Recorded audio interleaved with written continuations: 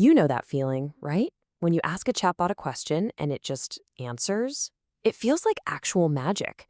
But what's really going on in there? Well, today we're going to pull back the curtain and see how the trick is done. Let's dive in. All right, here's our game plan. First, we'll look at the chatbot and that whole magic illusion. Then we'll reveal its biggest secret. It's all about predicting the next word. After that, we'll see how it learns, how we teach it to be a good assistant, and finally, the powerhouse technology that makes this all possible in the first place, something called the transformer. Okay, first things first, the big mystery. You type something in, how on earth does it know what to say back? Let's try a little thought experiment. Imagine you've got a movie script, right? You can read all the lines for the human character, but every single line for the AI assistant has been ripped right out. All you have is one side of a conversation. And believe it or not, that is the exact problem a chatbot faces every single time you press send. It has your part of the script, your prompt, but its own part is totally blank. So, how does it fill in the blanks? Answering that one simple question, well, that's the key to this whole thing. Okay, so the answer. It's actually way simpler than you might think, but it's also ridiculously powerful. See, at its core, a chatbot isn't thinking or understanding like we do. Nope. It's doing one thing and only one thing. It's just predicting the next word. And that, right there, is what a large language model, or an LLM, really is. Seriously. Just think of it as the most sophisticated autocomplete on the planet. Its entire job is to look at some text and make a really, really good guess about what word is most likely to come next. That's it. This tiny loop is basically the engine that drives every single answer you get. It's so simple. You give it some text. The model predicts one word and sticks it on the end. Then it looks at the new, slightly longer sentence and predicts the next word.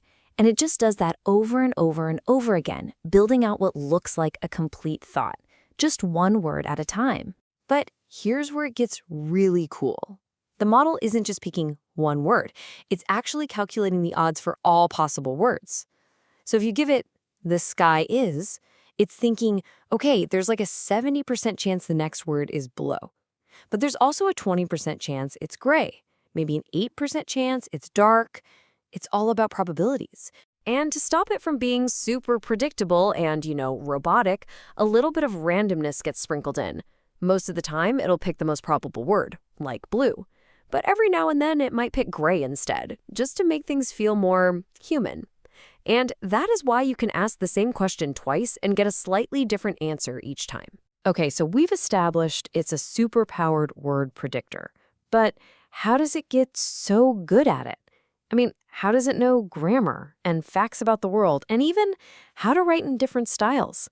Well, that all comes down to its training. A good way to picture this training is to imagine a giant, ridiculously complex machine covered in hundreds of billions of tiny little dials.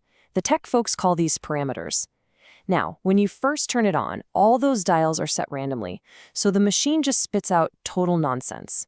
Training is the long, slow process of tweaking and tuning every single one of those dials, using basically the entire internet's worth of text as the instruction manual. So when I say the entire internet's worth of text, how much are we actually talking about? Brace yourself, because the scale here is, well, it's kind of hard to wrap your head around. Let's try to put it in perspective. Take an earlier model, GPT-3. If you decided to read all the text it was trained on, reading 24/7, no sleep, no breaks, it would take you 2,600 years. And that was an early model. The ones we have today have seen way, way more data than that. Okay, so that's a mind-blowing amount of data. And you can probably guess that processing all of it takes a mind-blowing amount of computer power. So just how much are we talking about? The numbers here are just insane. Picture this. You have a supercomputer that can do 1 billion calculations every single second.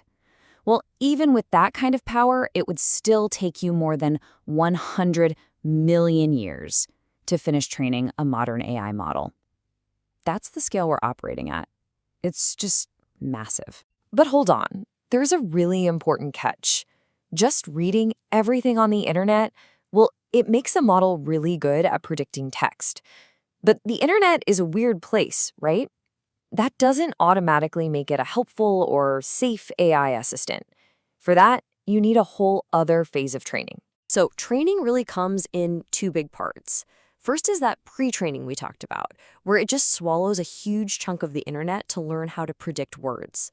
But then comes the really clever bit, reinforcement learning with human feedback, or RLHF for short. This is where actual humans get involved.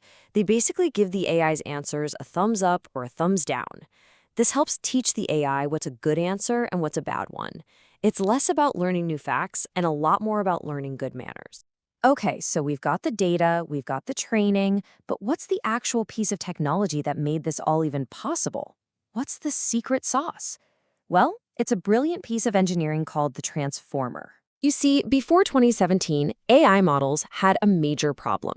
They had to read text just like we do, one word after another in order, and that was incredibly slow. But then the transformer came along and completely changed the game.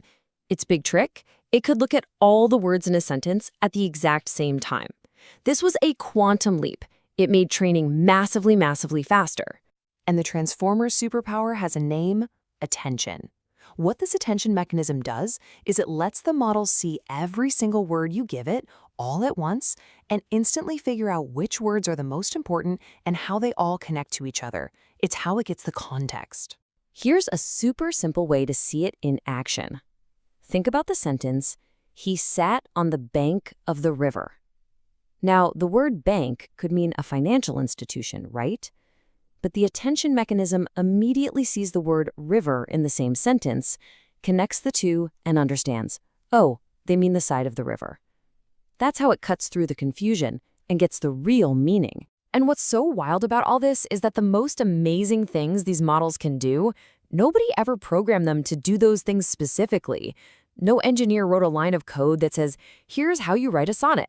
These skills just emerged. They're a kind of happy accident, a complex side effect of the powerful architecture, that giant pile of data, and all that intense training. So that brings us back to you.